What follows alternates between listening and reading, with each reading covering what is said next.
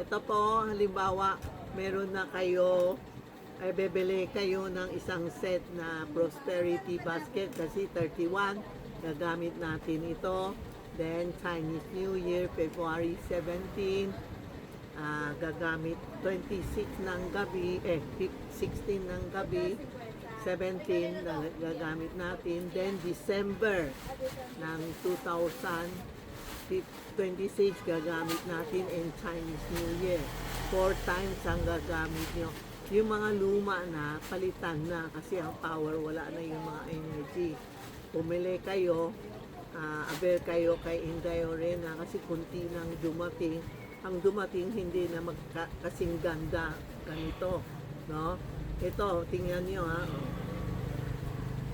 Kompleto yan, no? Ito ang episode number 2. Sorry po.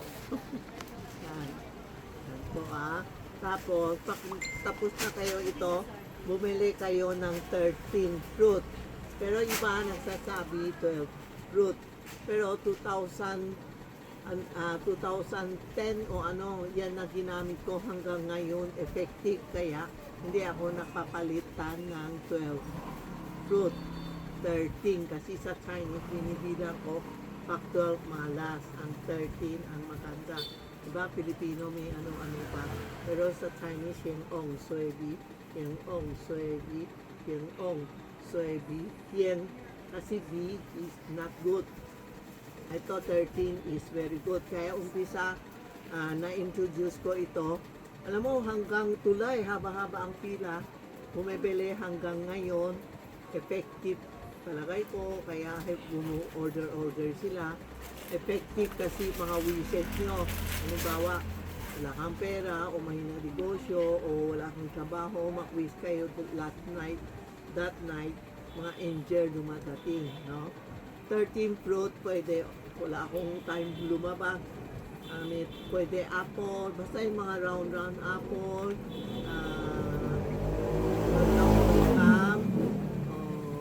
kiwi, fruit, ano yung fruit, pula yung grapefruit, yung pula, Apple.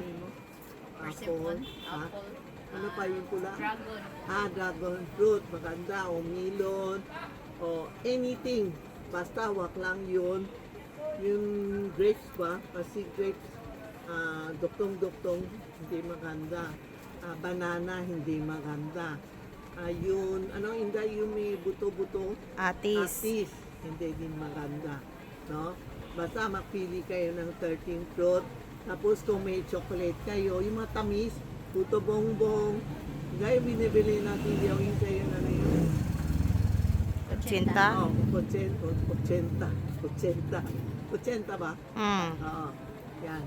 Kung ano meron nyo, alam mo mga customer ko, sobrang galing, sobrang artist. Pwede alay chicken, pwede alay pista, pwede, yung halimbawa, pagtapos kakain kayo, whole family will get together, pwede isda, pwede lahat, may pongkam, lahat, kainin nyo lang, ito lang iiwan.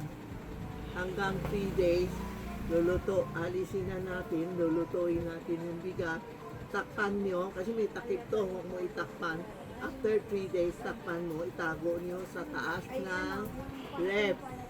Kasi taas ng rep, ang rep is food, pagkain. Pag binagay mo ito, gaganda ang buhay natin. After that, February 17, makaalay tayo ulit. Try nyo, walang masama.